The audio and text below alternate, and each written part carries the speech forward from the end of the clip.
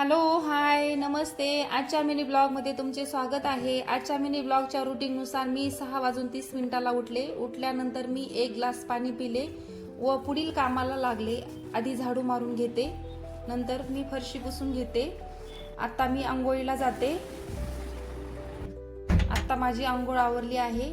मी देवपूजा आवरून घेते व स्वयंपाकाला स्टार्ट करते. तर जेवणामध्ये मी आज राईस, पालक वरण, पालकामध्ये टॅमॅटो वगैरे टाकून वरण चांगलं होतं, आणि चपाती, भाकरी, कांद्याची पात. आणि कांद्याच्या पातीसाठी मी इथं थोडी डाळ भिजत घातलेली आहे. लसण आणि शेंगदाणे पण भाजून घेतलेले आहेत.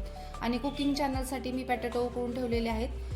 लॉंग फ्रेंच फ्राईज हे कुकिंग चॅनलसाठी मी बनवणार आहे. तर इथं माझं वरण पण झालेलं आहे आणि पात पण झालेली आहे आणि मेनू पण बनवून झालेला आहे. आता मी जेवायला बसते. तुम्ही पण जेवायला या.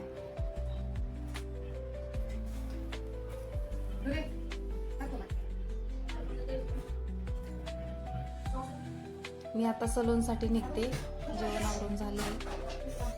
अर्णव लवकर आवरतच नाही आणि त्याच्यामुळं मी रोजच सलूनला जायला लेट होते. सगळंच आवरून जायचं असतं.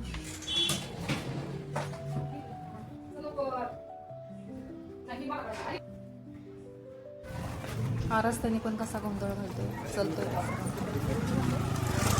थोडंसं लांबच आहे, जावं लागतं रोज माझं. आता मी आले बिल्डिंगमध्ये सलूनच्या जवळपास.